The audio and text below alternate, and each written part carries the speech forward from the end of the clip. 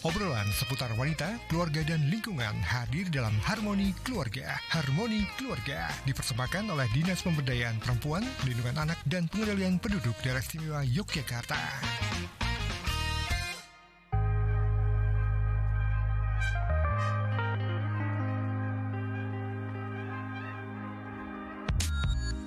Dari Jalan HM Sangaji 41 Yogyakarta, 101,3 Star FM Inspiring Sound. Selamat siang Star Lovers. Kembali lagi ada saya Widya Pradipta yang akan menemani Star Lovers di Harmoni Keluarga bersama dengan DP3AP2 Dinas Pemberdayaan Perempuan, Perlindungan Anak, dan Pengendalian Penduduk Daerah Istimewa Yogyakarta. Siang hari ini tema kita menarik sekali karena sudah banyak juga yang menanggapi gitu ya terkait dengan toxic masculinity dalam konstruksi gender. Mungkin istilah ini sering kita dengar gitu ya, dan kita akan bahas lebih dalam bersama dua tamu Widya di siang hari ini. Yang pertama ada Mas Bro Stefanus Christian Handoko. Selamat siang Mas Bro. Selamat siang, salam sehat semua. Salam buat sehat. Teman-teman Star Lover juga. Oke, sehat ya? Sehat. Sehat walaupun panas di luar sana ya Mas Bro ya? Panasnya luar biasa. Panasnya luar biasa. Kita ademkan dengan diskusi ini ya. Mudah-mudahan kita bisa membawakan kesejukan. Iya betul. Buat teman-teman Star Lover. Siap. Terus juga ada Mas Saironi, Koordinator Nasional Aliansi Laki-Laki Baru. Halo Mas Roni. Halo, selamat siang Mbak. Selamat siang. Ini juga banyak yang berkomentar atau menanggapi apa itu Aliansi Laki-Laki Baru gitu ya. Karena ternyata masih banyak yang belum tahu nih Mas Roni. Nanti bisa di-share juga ya Mas Roni ya. Oke, silakan Star Lovers juga yang ingin bergabung dalam perbincangan kita di siang hari ini. Bisa langsung sampaikan di WA kita di 0818621013 atau di Instagram kita @starjogjafm.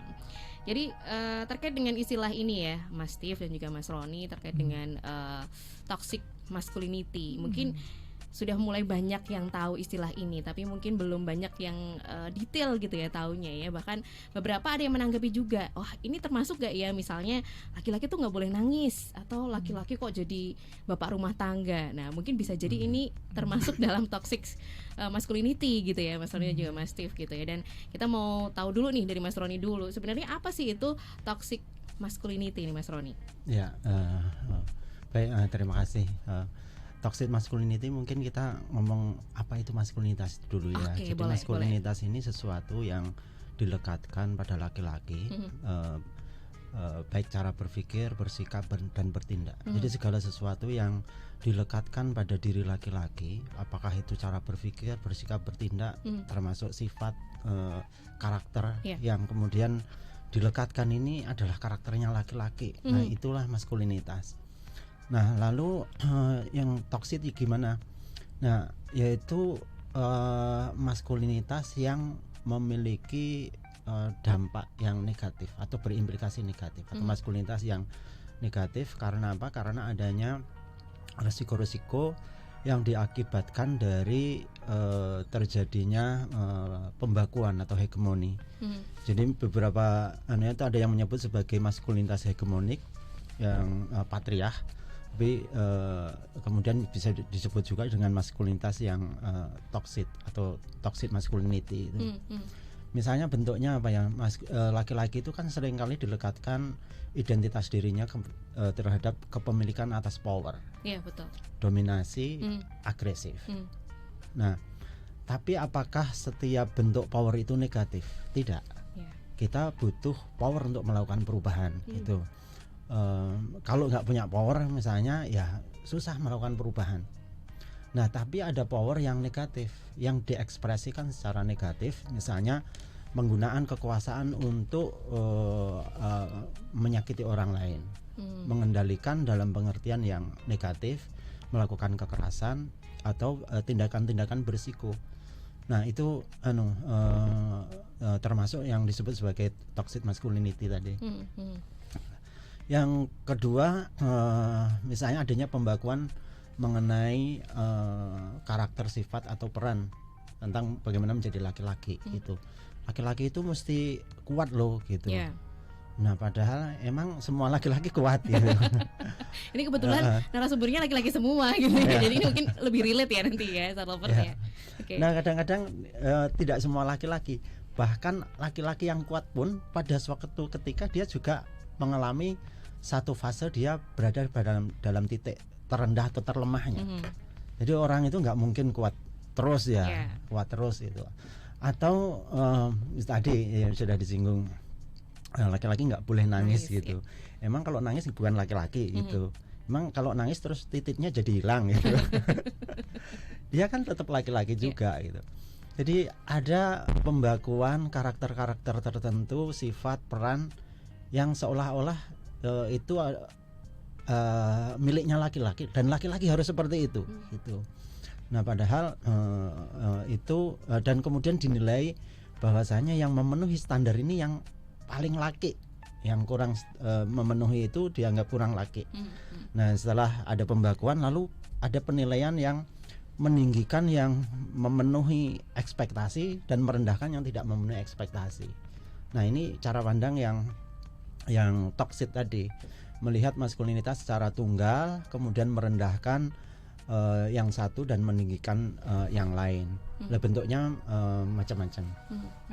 Oke, pencetusnya sendiri apa sebenarnya nih Mas Roni kalau boleh disampaikan ya?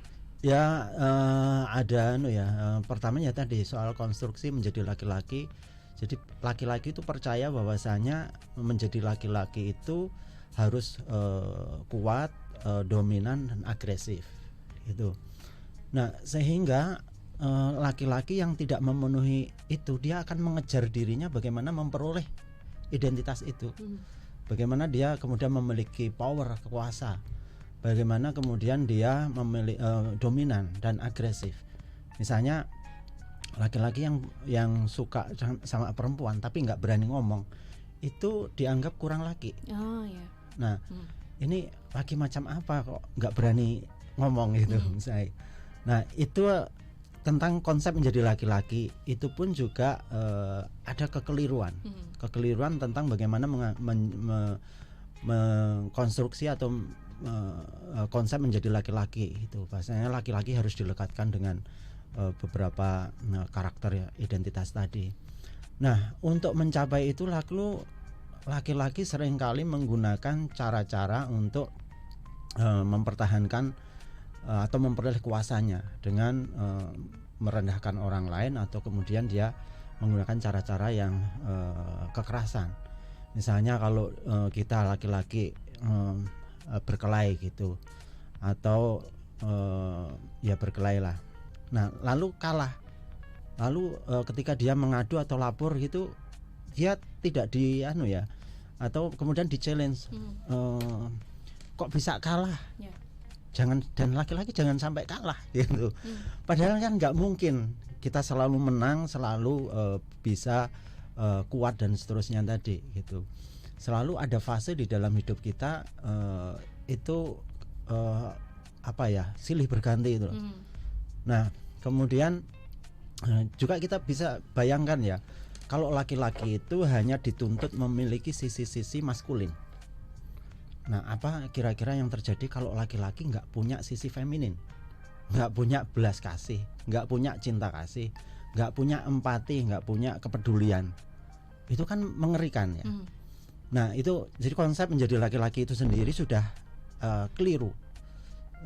Ya tidak semuanya keliru, tapi ada pandangan-pandangan yang melekatkan laki-laki dengan identitas-identitas tertentu dan itu dianggap sebagai laki-laki yang benar, yang seharusnya, dan yang kalau tidak seperti itu berarti tidak seharusnya atau dianggap kurang laki-laki.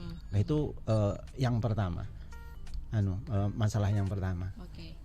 Jadi memang ada standar yang dibuat gitu ya oleh masyarakat. Nah inilah yang ada di konstruksi gender. Jadi tidak hanya perempuan saja nih Star Lovers. Jadi laki-laki pun juga mengalami hal yang sama gitu ya, bahwa ada standarisasi, ada normalisasi. Betul. Gitu ya, yang akhirnya membuat laki-laki juga ngerasa aku harus kayak gitu tuh gitu kan. Oke, nah ini kalau melihat tentang kesadaran gender juga ya, Mas Steve mungkin juga mendapati nih kalau di wilayah daerah istimewa Yogyakarta sendiri seperti apa sih Mas melihat kesadaran gender? Jadi ini menarik banget ya tadi penjelasan terkait dengan konstruksi gendernya seperti apa, kemudian toxic maskulin itu seperti apa, cukup dijelaskan gamblang ya Mbak.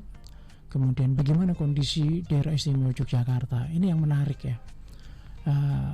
Kalau kita ngelihat dari data ketimpangan gender, kita pada posisi yang cukup baik.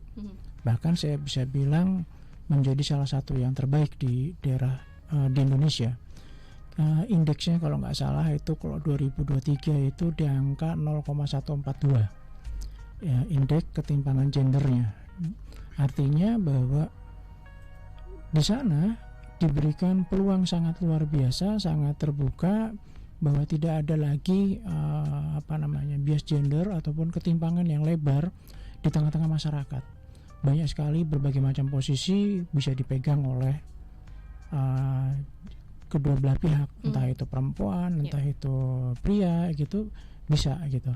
Jadi kalau tadi pertanyaannya bagaimana terkait dengan kesenjangan yang ada di daerah istimewa Yogyakarta, kalau kita lihat berdasarkan indeks ketimpangan gender gitu di 2023 kita termasuk wilayah yang cukup bagus gitu. Dan yang menjadi salah satu parameternya yang mungkin sekarang kalau ada perkembangan, kan ini belum muncul lagi indeks yang baru ya. Kalau kita ada pengukuran yang baru, kita memang akan ada pergeseran, Mbak. Karena salah satu parameternya yaitu posisi perempuan yang memiliki kemampuan dalam hal pengambil kebijakan itu menurun. Jadi salah satu parameternya adalah bagaimana perempuan menduduki juga posisi strategis di dalam pemerintahan. Nah, kalau kita melihat posisi strategis dalam proses pemerintahan kita, salah satunya diisi di DPRD. Nah, di pemilu kemarin 2024 ternyata ada berbagai wilayah di daerah istimewa Yogyakarta yang turun, Mbak. Jadi jumlah teman-teman, rekan-rekan kita yang berjenis kelamin perempuan menduduki posisi anggota dewan itu jumlahnya menurun. Nah, jadi kalau kita bicara mengenai kondisi di Yogyakarta, di daerah istimewa Yogyakarta, saya melihat bahwa ini satu-satunya mungkin ya di Indonesia yang memiliki daya juang untuk bagaimana memperjuangkan kesetaraan. Dan kalau bicara peran saya sebagai anggota dewan, saya salah satu yang juga concern terkait dengan kesetaraan gender, mendukung sekali terkait dengan adanya Perda nomor 4 tahun 2023 itu terkait dengan pengarusutamaan gender, Mbak. Jadi bagaimana kita bisa menekan stigma terkait dengan kalau kita bicara mengenai toxic maskulin gitu ya, ataupun stigma pembedaan gender gitu, ya kita mencoba mendorong dengan adanya peraturan. Karena peran saya sebagai anggota dewan ya kita mendorong adanya peraturan-peraturan yang bisa mencegah munculnya stigma-stigma di tengah-tengah masyarakat, bahwa tadi disampaikan oleh kawan saya ini bahwa ya kalau laki-laki harus ABC, kalau perempuan karakteristiknya FGH dan seterusnya, semacam itu kan. Itu baru dari sisi tampilan saja. Ada banyak sekali parameter yang distigmakan kepada kedua belah pihak, baik itu perempuan dan laki-laki. Kita mencoba mendorong bahwa secara undang-undang dasar pun kita diberikan kesamaan di depan hukum. Nah, kalau kita bicara terkait itu, pasti turunan hukum itu macam-macam, ada aturan, kewenangan dan seterusnya. Kita diberikan kebebasan, diberikan kesempatan yang sama, perempuan dan laki-laki. Dan di Yogyakarta saya melihat itu sudah cukup baik. Nggak semua wilayah, Mbak, dari 38 provinsi memiliki perda yang sama seperti kita buat.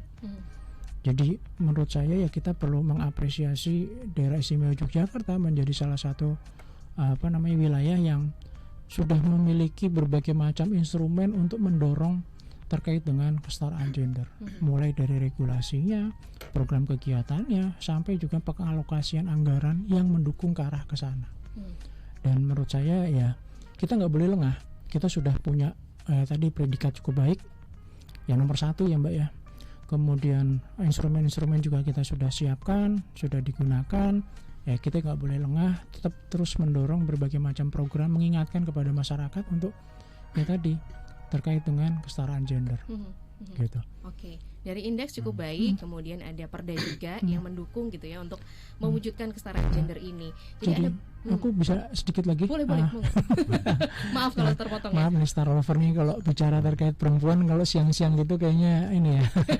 Jadi saya ketika kita bicara mengenai kesetaraan gender, memang banyak sekali orang yang kadang suka salah salah kaprah ya. Yeah. Oh ini teman-teman di pemerintahan mendukung kelompok-kelompok tertentu nih, yang padahal kesetaraan gender berbeda dengan kesetaraan jenis kelamin. Yeah, Nah, betul. itu kita harus pahami itu pertama. Yang kedua, ketika kita bicara mengenai kesetaraan gender, arahnya sebenarnya adalah bagaimana kita memberikan peluang seluas-luasnya kepada perempuan untuk bisa juga memiliki kekuatan kemandirian, memiliki kapasitas sehingga bisa mengisi berbagai macam posisi. Jadi bagaimana kita melakukan pemberdayaan kepada perempuan, ya pastinya juga kita harus bicara mengenai kesetaraan gender. Jadi perempuan harus memahami, pihak laki-laki juga harus memahami. Apalagi di Indonesia kita memiliki kebudayaan yang sangat kerat, yang sangat mendorong ya tadi perbedaan terkait dengan fungsi ya dari ataupun kewajiban, fungsi, kemudian tanggung jawab dari gender-gender tertentu, baik itu pria maupun perempuan. Jadi ya kita mencoba untuk melakukan pemberdayaan perempuan, ya kita mulai dari kesetaraan supaya apa, tidak muncul toksik tadi maskulin. Jadi perempuan itu asalnya dari tulang rusuk laki-laki, makanya tidak perlu lagi perempuan itu menjadi tulang punggung keluarga. Itu kan udah salah satu stigma yang dimunculkan di dalam kebudayaan kita, bahwa perempuan itu lemah, perempuan itu tidak perlu menjadi bagian yang penting di dalam keluarga. Maka muncul ego laki-laki. Saya ini laki-laki harus kuat, tahan banting dan seterusnya. Padahal kalau kita bicara mengenai membangun keluarga yang baik, kesetaraan di dalam keluarga baik perempuan dan laki-laki itu penting supaya apa, kita bisa mewujudkan kesejahteraan bersama. Gitu Mbak.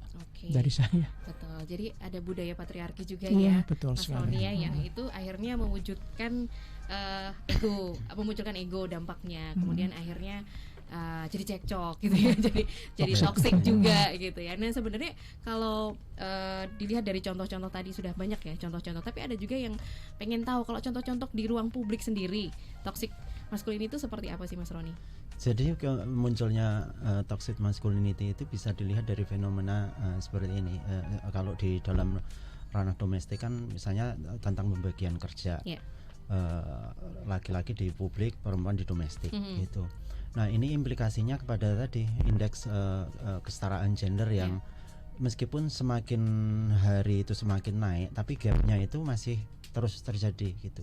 Meskipun untuk konteks Jogja dan juga nasional sebetulnya gap ini selalu menipis ya, maksudnya ada peningkatan lah gitu. Tapi secara umum kalau bandingannya adalah indeks pembangunan manusia laki-laki dan perempuan itu selalu naik, tapi selalu ada gap gitu. Nah salah satu indikatornya adalah yang digunakan ya IPM itu kan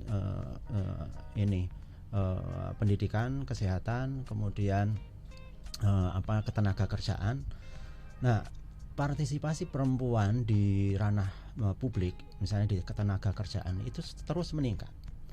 Nah sehingga ini juga menyumbang pada indikator kesetaraan gender gitu. Tapi partisipasi laki-laki dalam ranah-ranah domestik tidak ada ukurannya, tidak ada indeks ukuran yang melihat itu gitu. Tapi kita bisa lihat apakah itu juga naik gitu. Akibatnya apa? Beban ganda perempuan masih tinggi meskipun dia di ranah-ranah publik meningkat. Nah implikasinya apa? Di ruang-ruang publik kemudian partisipasi politik atau perempuan-perempuan yang menduduki posisi-posisi strategis itu selalu sedikit. Kenapa? Riset menunjukkan perempuan kalau dia muda, berpendidikan tinggi, belum menikah, itu karirnya cepat. Tapi begitu dia menikah melambat atau stuck.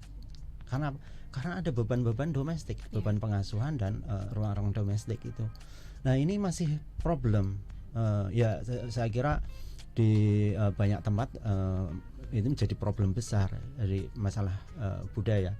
Itu di ruang publik, bagaimana partisipasi perempuan di ruang publik itu juga tersandra atau terhambat karena ada ranah-ranah domestik yang dia harus cover juga yang belum terdistribusi secara seimbang gitu. Nah itu satu yang sebenarnya ada juga toxic masculinity ini kan implikasinya nggak hanya pada perempuan tapi pada laki-laki sendiri juga. Misalnya laki-laki yang tidak memenuhi ekspektasi menjadi laki-laki itu kan dia juga direndahkan, tidak dihargai atau dia mendapatkan diskriminasi. Itu misalnya di bidang kesehatan, health seeking behavior laki-laki itu rendah. Perilaku dia mencari pertolongan ketika dia mengalami masalah kesehatan itu rendah, termasuk kesehatan mental. Karena apa? Karena konstruksi laki-laki harus kuat, dia harus terlihat kuat sehingga dia kalau dia minta pertolongan itu akan mengurangi kelaki-lakiannya. Dia minimal mungkin menghindari diri untuk terlihat lemah. Itu sehingga banyak kasus kesehatan mental, misalnya bunuh diri, itu kan banyak laki-laki justru. Karena beban-beban sosial dan perilaku mencari pertolongan yang rendah, karena konstruksi menjadi laki-laki tadi yang menghambat dia untuk menunjukkan kelemahan, menunjukkan kekurangan, itu dianggap sebagai tabu.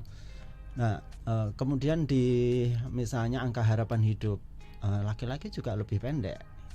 Ini misalnya laki-laki diistimewakan dalam hal pengambilan keputusan, makanan misalnya itu diistimewakan.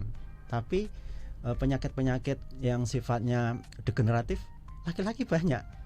Justru karena dia diistimewakan ternyata dia misalnya penyakit-penyakit jantung, kemudian diabetes itu banyak laki-laki. Dan kalau kita berkaca pada COVID kemarin, ini laki-laki yang meninggal karena COVID kan lebih tinggi, dan itu karena komorbidnya lebih tinggi. Jadi tidak selalu diuntungkan. Angka bunuh diri juga laki-laki. Kemudian kalau misalnya kesehatan mental schizofren itu laki-laki juga banyak. Nah, bentuk yang lain misalnya laki-laki ketika mengalami tekanan gitu, tekanannya juga agak berbeda. Tekanannya misalnya laki-laki nggak punya kerjaan atau punya kerjaan tapi penghasilannya rendah, tidak bisa memenuhi tuntutan sosial itu. Nah, itu menimbulkan tekanan pada diri laki-laki karena laki-laki yang dikonstruksi dia harus punya itu gitu. Nah, sehingga angka penggunaan nafsa, penggunaan obat-obatan terlarang maupun penggunaan misalnya minum-minuman keras itu lebih tinggi ke laki-laki. Itu sebagai implikasi atau efek dari kompensasi ketika dia mengalami tekanan pelarian. Ya itu beberapa yang toxic masculinity itu sebetulnya juga berakibat buruk pada laki-laki itu sendiri. Oke, jadi ternyata dampaknya cukup besar gitu ya, Starlovers ya, tidak hanya ke perempuan tapi ke laki-laki itu sendiri yang mungkin baru kita sadari sekarang ya, gitu ya. Ternyata cukup kompleks ya, Mas Roni dan juga Mas Steve ya. Oke, kita akan jeda dulu karena ada beberapa pertanyaan yang sudah masuk juga. Kita nanti akan bacakan pertanyaan yang masuk untuk Starlovers yang juga akan menanggapi tadi yang sudah disampaikan oleh Mas Roni maupun Mas Steve. Nanti silahkan aja di WA kita di 0818621013 atau di Instagram kita @starjogjafm. Kita akan balik lagi setelah lagu berikut ini. Kembali lagi dalam program Harmoni Keluarga bersama DP3AP2 Dinas Pemberdayaan Perempuan, Perlindungan Anak dan Pengendalian Penduduk Daerah Istimewa Yogyakarta. Starlovers masih bersama saya, Mas Steve, anggota DPRD DIY, dan juga Mas Saironi, Koordinator Nasional Aliansi Laki-Laki Baru. Dan menarik ya obrolan kita siang hari ini, banyak yang sudah bertanya gitu ya, karena ternyata menjadi laki-laki itu juga susah gitu ya karena punya dampak sendiri gitu, tidak hanya perempuan aja tapi laki-laki pun juga ternyata pikirannya banyak gitu ya, efek dari toxic. Laki-laki serba salah juga. Nah, serba salah juga ternyata. Iya. Mungkin mewakili juga dari Mas Roni dan juga Mas Steve gitu ya. Oke, ada beberapa pertanyaan yang sudah masuk, saya bacakan dulu ya. Terima kasih. Ini untuk Madenda nih di Umbul Harjo, mau tanya nih Pak Saroni dan juga Mas Steve gitu ya, di saat laki-laki mengerjakan urusan domestik, ini juga sudah atas kesepakatan bersama. Contoh simpel ketika nyetrika, nyuci dan lain-lain, tapi tidak dibarengi dengan teknik yang tepat dan sedikit susah nih kalau diajak kompromi tentang teknik yang lebih tepat gitu. Itu termasuk sisa-sisa karakteristik toxic masculinity atau enggak? Karena kan kalau tekniknya nggak tepat, urusan domestik jadi tidak berjalan dengan maksimal ya. Bahkan ada kerusakan entah di baju dan lain-lain. Nah ini seperti apa nih tanggapannya? Ya, Urusan domestiknya juga jadi ya. luar biasa ya gitu ya. Iya, soal nyetrika ya. Ini sesimpel itu ya, sesimpel nyetrika. Ya. Jadi kalau dia sudah mau terlibat dalam urusan domestik ini kan sebetulnya dia sudah menyeberang ya dari konstruksi maskulinitas yang patriark tadi gitu. Itu ya tergantung kita mau menilai itu dari aspek mananya, aspek positifnya atau negatif. Nah, perubahan dia mau terlibat itu positif gitu. Bahwasanya kemudian dia masih belum proper gitu menurut dari standarnya perempuan. Nah, itu persoalan lain. Jadi ya bisa jadi itu juga apakah dia memang menjalankan itu dengan penuh kesungguhan. Sehingga dia mengupayakan mengupayakan sebaik mungkin, ada upaya belajar, ada perbaikan atau enggak gitu. Nah, kalau kita tidak melihat progres itu secara proporsional, itu yang dilihat negatifnya ya kasihan juga. Oke. Jadi dilihat positifnya dulu gitu ya. Ya, tapi memang ya ada hal-hal yang kemudian membuat laki-laki terhambat, misalnya kebiasaan. Itu enggak hanya soal nyetrika ya, naruh handuk aja itu loh.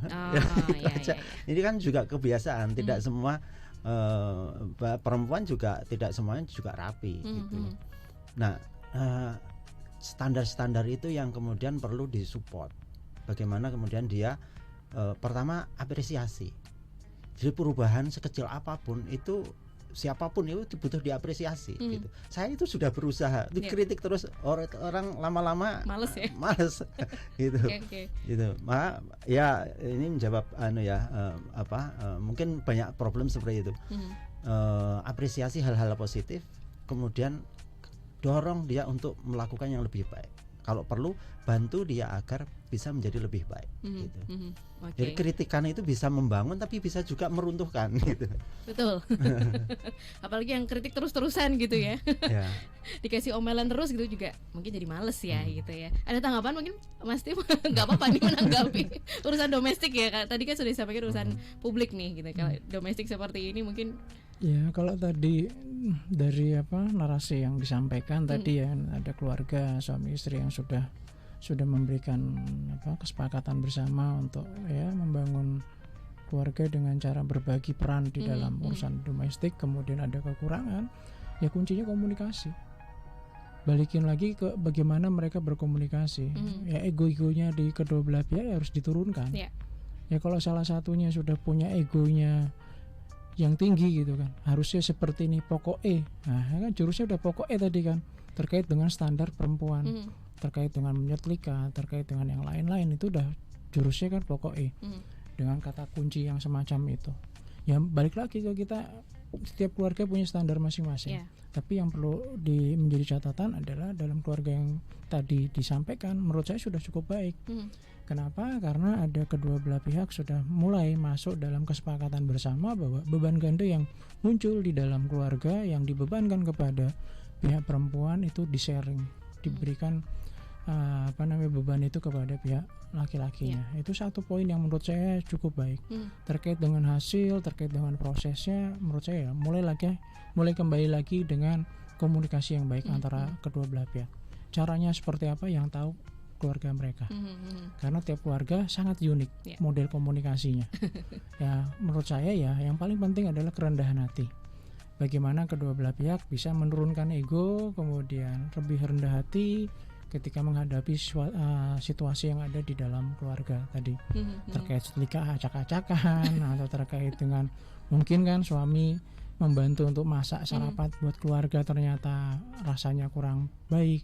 Bisa jadi laki-laki juga merasa ya tadi yang tidak menaikkan egonya tapi mencoba menurunkan ketika istrinya kok kayak gini ya, sama warung warteg lebih enak warteg gitu kan. Tapi ketika ditanya enak nggak Pak? Enak gitu kan, dimakan sambil diempet gitu kan. Itu model cara bagaimana kita membangun keluarga ya sebisa mungkin untuk bisa berjalan ke arah yang sama, berproses. Jadi mungkin ini masakan yang asin, besok mudah-mudahan lebih enak. Kalau nggak lebih enak lagi ya kita beli bareng-bareng di warung gitu. Model macam-macam lah seperti itu. Termasuk juga tadi standar terkait dengan bagaimana mengerjakan pekerjaan rumah. Oke, ini ada sanggahan nih dari Bu Madenda tadi ya. Apa-apa. Itu nggak ada pokoknya ya Mas Steve gitu kan. Justru yang di garis bawah itu ketika udah dikomunikasikan atau dievaluasi tapi nggak ada perubahan itu loh malah menimbulkan kerusakan gitu. Biasa emak-emak ya. Ini tadi aku bilang tadi kan standarnya ibunya kan. Yang tadi aku bilang misal ada cara tadi disampaikan kalau ngelipat baju setrika modelnya dilipat 2. Nah kemudian cowok itu punya standar, mungkin sekarang kan informasi beredar macam-macam tuh di TikTok dan lain-lain, lipat 3 tidak sesuai dengan standarnya wanita, diprotes.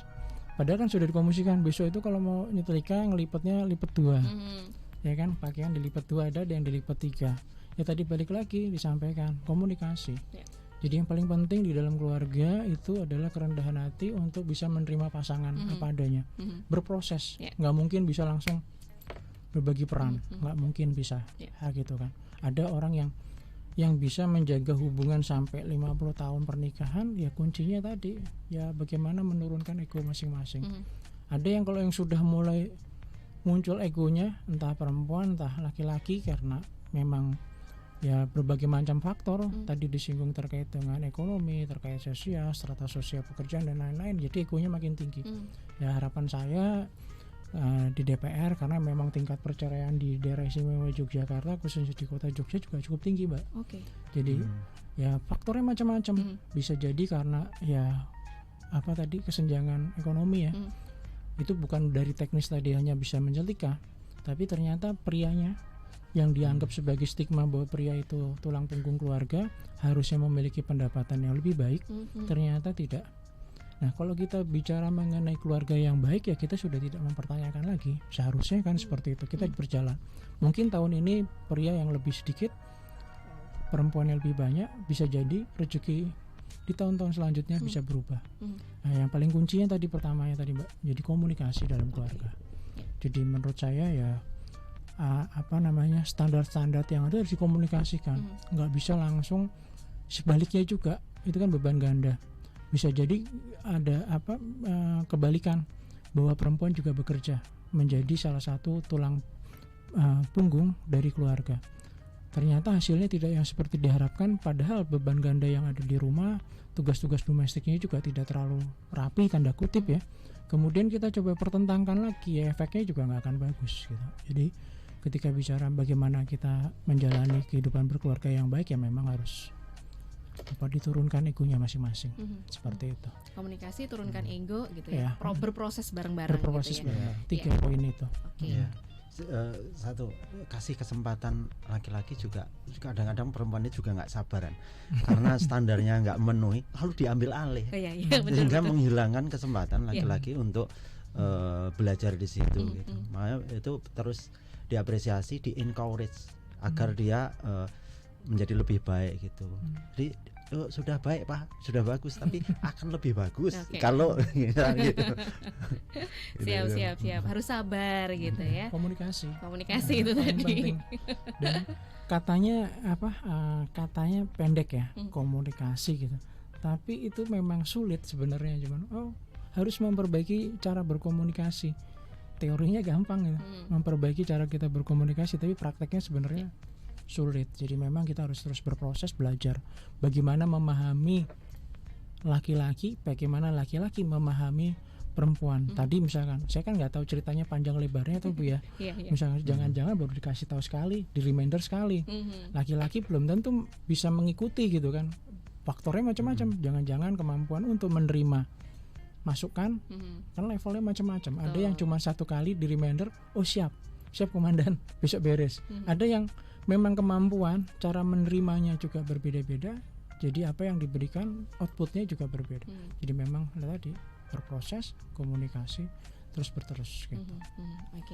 Ini pertanyaan yang paling banyak ditanyakan nih terkait dengan perbedaan pendapatan atau masalah ekonomi ya. Termasuk juga di 4550, terima kasih. Kalau perbedaan gaji nih antara laki-laki dan juga perempuan itu bisa dijembatani dengan cara apa ya Mas Roni ya gitu. Apalagi ini kasusnya yang perempuan lebih besar nih. Gitu. Monggo. Oh, oke. Dijembatani agar jumlahnya jadi Sama. seimbang. Ya, ditambah Kerja lagi gitu ya. Cari Ditambah. kerja sampingan lagi gitu ya. Ya, saya kira itu fenomena banyak ya terjadi di mana perempuan di era sekarang itu punya peluang lebih tinggi, bukan lebih tinggi, beberapa, enggak semuanya ya, beberapa kemudian punya peluangnya lebih tinggi daripada yang lainnya gitu. Nah, memang ya rezeki itu bisa dari mana saja ya, termasuk dari perempuan atau dari pasangan. Dan kadang-kadang kita kan tidak selalu berada dalam situasi terus dapat hoki gitu ya, yang cowok gitu. Maka dalam situasi seperti itu ya bagaimana kita menerima apa yang diperoleh. Kalau di dalam bahasa agama itu bahasa yang pertama itu kan syukur. Jadi mensyukuri itu lalu mengusahakan lagi agar mendapatkan yang lebih baik gitu. Nah, kadang-kadang memang laki-laki itu karena konstruksi maskulinitasnya itu bisa pilih-pilih juga, ada gengsi dengan pekerjaan-pekerjaan tertentu, dia punya gengsi, nggak mau ambil gitu. Terus ada tren juga di perusahaan-perusahaan tertentu itu lebih suka mempekerjakan perempuan karena gak rewel. Laki-laki itu punya kecenderungan pengennya simple, kerja tidak terlalu berat, pendapatannya tinggi, terus banyak maunya. Nah, di perusahaan-perusahaan tertentu, bidang-bidang tertentu itu enggak suka mempekerjakan laki-laki karena susah diatur gitu. Sehingga dia lebih banyak mempekerjakan perempuan. Pertama, perempuan lebih telaten, rapi, kemudian tidak banyak tuntutan, dan dalam tanda kutip mudah dikendalikan. Nah, meskipun itu tidak selalu positif juga gitu. Nah, sehingga perusahaan-perusahaan tertentu lebih memilih memberi kesempatan kepada perempuan untuk berkembang. Nah, saya kira itu juga koreksi buat laki-laki. Kenapa dia lebih susah gitu? Saya pernah misalnya ada satu proyek di satu kota ya, nggak tak sebutkan kotanya nanti jadi stigma. Angka penganggurannya tinggi. Apakah di situ termasuk laki-laki? Angka pengangguran laki-laki itu, angka pengangguran terbuka laki-laki kan lebih tinggi daripada perempuan. Yeah. Nah, di satu kota itu, apakah di situ tidak ada kerjaan? Ada, tapi gengsi. Ada aspek gengsi. Dia kenapa nggak ambil pekerjaan tersebut gitu? Nah, karena gajinya kecil gitu. Apakah dengan tidak mengambil itu gajinya dia bisa lebih besar? Enggak juga gitu. Nah, ada hal-hal seperti itu. Maka kalau kemudian ada gap itu, cari tahu apa yang membuat suami atau pasangan atau laki-laki itu penghasilannya menjadi lebih rendah. Apa karena skillnya, apa karena kemauannya, atau yang lainnya gitu. Kalau skillnya ya berarti kita perlu support. Kalau kemauannya ya maka cari tahu apa yang membuat dia memiliki kemauan, daya juang yang kurang kuat gitu. Dan itu juga banyak terjadi gitu. Nggak semua laki-laki tahan banting ya. Maka dengan memahami itu kita bisa tadi mengkomunikasikan, memberi dukungan. Dia ada kalanya laki-laki kalau stres itu justru malas. Stres, malas, kemudian melakukan pelarian ke hal-hal yang negatif gitu. Karena yang didapat, misalnya ketika dia mendapatkan sesuatu yang sedikit tidak dihargai, itu bisa membuat dia frustasi. Padahal dia sudah mengusahakan semaksimal dia gitu. Nah, kadang-kadang hambatannya itu tadi pada jenis-jenis pekerjaan tertentu yang mengusik egonya. Karena konstruksi menjadi laki-laki tadi. Pekerjaan-pekerjaan yang dianggap remeh, yang mengurangi gengsi laki-laki, yang membuat dia dianggap tidak memiliki power, itu memang di beberapa laki-laki berat untuk mengambil pekerjaan, padahal kesempatannya, peluangnya ada di situ gitu. Nah, kalau seperti itu maka konstruksinya menjadi laki-laki itu yang harus dibongkar atau dikonstruksi ulang, bahwasanya apapun pekerjaan itu asal manfaat, mendatangkan hasil dan tidak merugikan orang lain, ya it's okay gitu. Mungkin suatu ketika kita akan bisa mendapatkan yang lebih baik atau lebih berpenghasilan gitu. Oke, jadi harus ada pembenahan konstruksi ya. Konstruksi dan juga alur pikir mungkin ya Mas Roni ya. Iya, Supaya karena nggak tahu berujung ke case-nya toxic, tadi ya. tapi nggak tahu case-nya juga gitu case-nya. ya. Ini ada nggak sih cara supaya atau mungkin saran lah ya, bukan cara ya, saran mungkin ya, supaya konstruksi kita terbenahi, alur pikir kita juga supaya nggak berujung ke toxic tadi nih Mas. Ya, pertama memahami apa yang sebetulnya kita butuhkan gitu. Saya punya beberapa komunitas atau klien, atau bukan klien sih, ya orang-orang yang kami dampingi yang dia misalnya melakukan pekerjaan-pekerjaan yang ini, atau bukan hanya pekerjaan ya, dia dianggap sebagai bahkan dianggap sebagai sampah masyarakat dari lingkungannya gitu. Karena dia melakukan berada di situ karena frustasi. Dia menjadi laki-laki penghasilannya rendah, kemudian di lingkungan sosialnya dia tidak cukup dihargai karena status sosialnya itu, kemudian dia unskill ya, lalu kemudian dia frustasi dan dianggap sebagai sampah masyarakat karena mabuk-mabukan, kemudian jadi melakukan kegiatan-kegiatan yang negatif gitu. Nah, lalu kita dampingi, kita ada diskusinya sebetulnya sesinya 12 kali, tapi dia baru ikut 4 kali, itu sudah terjadi perubahan. Yang pertama yang kita rubah adalah ya kita ngajak dia berpikir apa makna menjadi laki-laki gitu. Nah, makna yang paling utama sebetulnya bagaimana membuat seseorang itu merasa berharga, menerima apa yang dia miliki, dan menerima termasuk kekurangan yang dia miliki. Orang itu cenderung bisa menerima sesuatu yang sifatnya kelebihan, tapi kekurangan enggak mau gitu.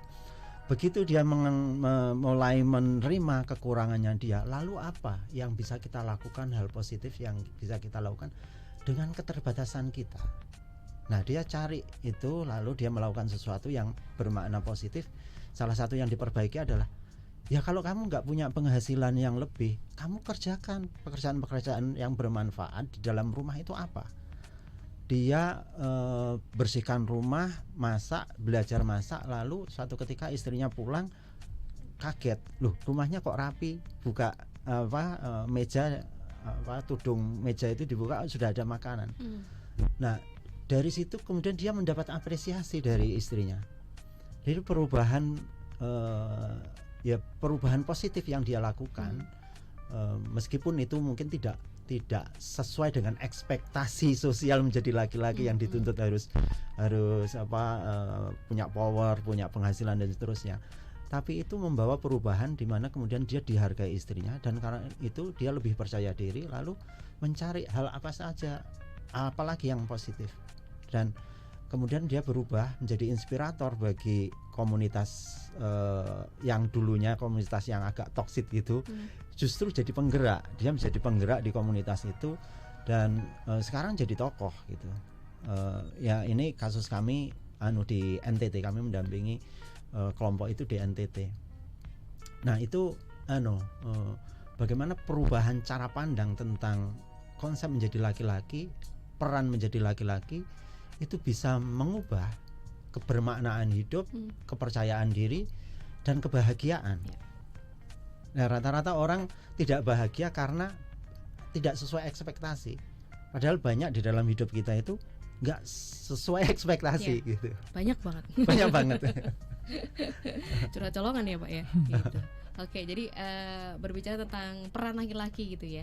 Ini mewujudkan kesetaraan gender juga kan masuk juga ya Mas Roni ya. Nah mungkin Mas Steve nih melihat peran laki-laki mewujudkan kesetaraan gender itu, bagaimana melihat peran ini?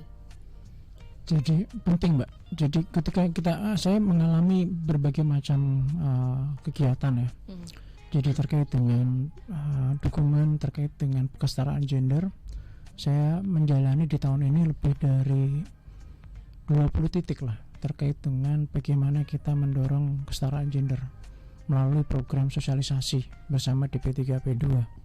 Jadi dalam setiap pertemuan saya selalu menyampaikan bahwa terkait dengan pemahaman kesetaraan gender itu tidak boleh diberikan hanya kepada salah satu sisi saja. Jadi bagaimana peran laki-laki itu penting, maka ya kita mulai juga melalui berbagai macam program itu juga menghadirkan kedua belah pihak. Jangan saja karena judulnya adalah kesetaraan gender, pemberdayaan perempuan, yang hadir hanya perempuan.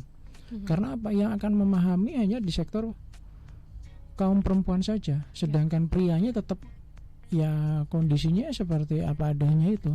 Jadi saya menyoroti bagaimana laki-laki juga sangat penting pemahaman terkait dengan kesetaraan gender, konstruksi gendernya seperti apa, kemudian dukungan apa yang bisa dilakukan oleh teman-teman laki-laki. Dan melalui apa? Jadi tadi saya coba menyimak gitu kan, bagaimana kita mendorong bahwa toxic masculinity tidak terus berkembang, kemudian kita mendorong juga ada kesetaraan gender juga semakin membaik gitu kan. Ya melalui, kalau saya sebagai ranahnya anggota dewan, ya pertama adalah regulasinya. Kita perkuat regulasi. Sekarang kita ini 2024 ya, kita sudah punya 2023, dalam 1 tahun ini kita punya regulasi. Dari regulasi ini bisa menjadi payung hukum dalam hal apa? Program kegiatan termasuk juga pengalokasian anggaran. Nah, laki-laki ini perannya apa?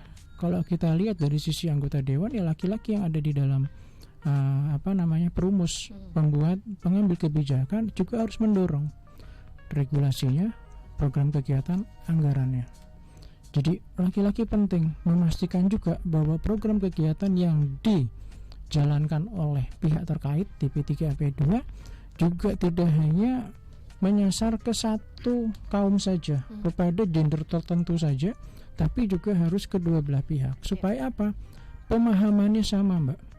Kalau kita bicara mengenai Indonesia dengan kebudayaan yang begitu beragam, di mana ada kecenderungan bahwa pria itu harus memiliki karakteristik yang lebih superior, maka itu juga perlu kita sampaikan kepada masyarakat bahwa ketika kita bicara mengenai kesetaraan gender, ya harus melibatkan pria supaya pemahaman terkait dengan sifat, karakter, tindakan yang merasa superior itu harus bisa diturunkan juga. Jadi kita nggak bisa mendorong hanya di satu sisi, Mbak, terkait dengan hal semacam ini. Jadi mungkin ada teman-teman di luaran, teman-teman Star Lover juga bertanya-tanya, ini Mas Steve kok lebih sering tampil ya kalau misalkan mengikuti follow IG saya, kok sering banget bicara mengenai perempuan, padahal dia cowok tatoan lagi gitu kan, nggak ada perawakannya ini bahwa itu. Tapi kita bicara bahwa eranya sekarang tuh memang kita membutuhkan kerjasama kedua belah pihak perempuan maupun laki-laki harus bisa berkolaborasi. Bicara di skup yang lebih kecil dalam keluarga juga kita membutuhkan peran pria dan wanita secara bersama-sama. Tadi disinggung-singgung juga terkait pendapatan gitu ya. Menjebataninya gimana? Itu kan kurang jelas juga sebenarnya, Mbak. Jadi bicaranya adalah apakah menjebatani bagaimana suami itu bisa sama level gajinya? Ya tentunya dengan berbagai macam cara, cari pendapatan di sektor yang lainnya dari pendapatan utama dia, skill setnya harus dipertambah dan seterusnya. Kalau bicara mengenai kesenjangan komunikasinya, untuk menjebatani bagaimana kesenjangan komunikasi antara kok perempuan yang tadinya inferior lebih rendah dibandingkan pria, kok sekarang dia gajinya lebih tinggi, berarti permasalahannya adalah komunikasi, bagaimana memberikan pemahaman. Ya kedua belah pihak ketika menjalin hubungan dalam rumah tangga kan harusnya sudah punya konsep, bukan lagi membedakan antara itu uang kamu, ini uangku dan seterusnya seperti itu, tapi bagaimana kita mengelola keuangan secara bersama gitu. Jadi itu jawabannya macam-macam, bagaimana kita menjebatani. Nah, peran laki-laki juga penting di sini, bagaimana bisa meyakinkan bahwa keluarga itu akan baik-baik saja, bagaimana kita mendorong bahwa laki-laki ya memang bertanggung jawab dalam keluarga, tapi dalam satu sisi mungkin dalam kondisi tertentu, dalam waktu tertentu kan ternyata kondisinya tidak begitu baik, tadi jenjangnya agak ada gapnya semacam itu. Memang saya sangat senang gitu bisa misalkan mendengar bahwa ternyata di dunia luar sana gitu, di dunia nyata di luar sana, bahwa perempuan sudah diberikan kesempatan mendapatkan tadi gaji pendapatan yang lebih tinggi dibandingkan pria. Itu berarti kita apresiasi terhadap ekosistem lingkungan kita ini sudah memberikan kesempatan kepada pihak perempuan untuk bisa naik kelas ya, yang tadinya hanya urusan 3 ya biasanya kasur, dapur dan sumur, ternyata ada urusan lain yang mungkin lebih tinggi, gaji lebih tinggi, pasti jabatan lebih tinggi, posisi lebih baik lagi, dan ternyata di dalam kehidupan kita perempuan sekarang diberikan tempat yang lebih baik. Apakah sekarang pada kondisi yang sempurna? Belum. Mari kita berproses. Pihak pria penting, Mbak, karena di dunia semacam kita, kebudayaan semacam kita, bicara kesetaraan gender itu sangat agak sedikit berat. Kenapa? Kalau mungkin di kebudayaan lain perempuan bekerja, perempuan keluar hangout dengan temannya itu sangat biasa gitu ya, keluyuran tanda kutip gitu, sudah biasa. Tapi kalau di kebudayaan kita keluar, istri nggak ada di rumah, pasti dipertanyakan toh. Bahkan ada stigma, perempuan pulang malam pikirannya sudah kemana-mana. Tapi kalau laki-laki pulang malam, kerja keras. Pulang pagi. Pulang pagi. Wah, itu pekerja keras dan lain-lain, stigma, Mbak. Yeah. Jadi kita harus perlu memberikan pemahaman. Karena kalau pemahamannya itu nggak tepat, baik itu perempuan dan laki-laki, maka bias di lingkungan kita akan muncul. Ada pertanyaan-pertanyaan kayak tadi, kok gajinya lebih besar, gajinya lebih kecil. Kemudian ada tadi disinggung-singgung karena gajinya kecil, bahkan sampai nggak punya pengalaman, nggak punya pendidikan, nggak punya apa segala macam, kemudian sampai bunuh diri dan lain-lain ya. Ya memang itu yang terjadi di dalam dunia kita. Bagaimana peran kita untuk memberikan pemahaman yang sama bahwa memang kita punya tanggung jawab yang sama sebenarnya di dalam isu terkait dengan kesetaraan gender ya. Tanggung jawab bersama untuk kita berjalan bersama, berkolaborasi bersama untuk mencapai tujuan bersama di kedua pasangan ini, atau kalau kita bicara keluarga ya dalam keluarga.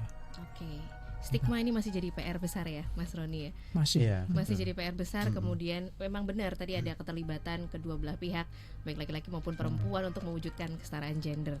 Termasuk juga dalam keluarga ya, Mas Roni, lingkungan dalam keluarga. Mungkin ini bisa melengkapi dan jadi gong nih di obrolan kita di siang hari. Saya boleh nambahin kan dikit? boleh dikit ya dari Mas Roni dulu, supaya kita bisa satu nih paham nih dan juga terwujud kesetaraan gender itu sendiri, supaya nggak ada toxic masculinity tadi, Mas Roni, monggo. Ya sebetulnya kuncinya keseimbangan ya. Jadi keseimbangan tentang peran dan tanggung jawab, yang misalnya kalau dalam lingkup rumah tangga ya rumah tangga gitu. Sejauh ada keseimbangan itu, sebetulnya masing-masing akan lebih mudah menerima gitu. Gaji kecil akan jadi tidak masalah ketika diimbangi dengan tanggung jawab yang lain. Perempuan saya kira punya punya apresiasi ketika dia suami saya memang gajinya kecil tapi nggak masalah, tapi dia juga memberesin apa ini itu itu dia ada apresiasi. Jadi keseimbangan itu tidak selalu sama gitu, dan keseimbangan dalam keluarga satu dan keluarga yang lain juga beda-beda. Dan jadi keseimbangan peran dan tanggung jawab, bukan hanya bukan melulu keseimbangan penghasilan loh ya. Tapi peran dan tanggung jawab, dan peran tanggung jawab itu bisa berubah-ubah. Ya saya kira kuncinya di situ, bagaimana membangun keseimbangan dan menerima kelebihan dan kekurangan masing-masing, dan memaksimalkan potensi masing-masing untuk menjalankan peran dan tanggung jawab bersamanya itu. Gitu. Oke, siap. Terkait dengan stigma ya, kalau menurut saya yang paling penting adalah pendidikan sejak dini. Terkait dengan pemahaman kesetaraan gender. Kadang kita di tengah-tengah masyarakat masih muncul ya, ketika ada bagaimana kita mendidik anak gitu. Bahkan sampai sekarang ya muncul stigma, kalau anak laki-laki pegang boneka, stigmanya udah langsung itu nanti besok besar nanti ada menjadi kaum lambai. tulang lunak dan macam-macam. Stigmanya seperti itu. Sedangkan yang perempuan main tembak-tembakan dan lain-lain, nanti jadi anak tomboy ini besok. Bahkan orang tuanya marahin anaknya kalau mereka main. Padahal berbagai macam jurnal, berbagai macam penelitian terkait dengan bagaimana kita mendidik anak untuk membuat mereka tumbuh kembangnya optimal, ya kita harus bisa mengcombine sisi maskulinnya, sisi feminisnya, bagaimana mereka untuk terus berjalan secara berimbang. Jadi untuk menghilangkan stigma yang masih terus berlarut-larut di kehidupan kita, ya pertama adalah pendidikan sejak dini. Bahwa kita harus bisa mengajari kepada generasi kita yang lebih muda, kepada anak-anak kita, bagaimana kita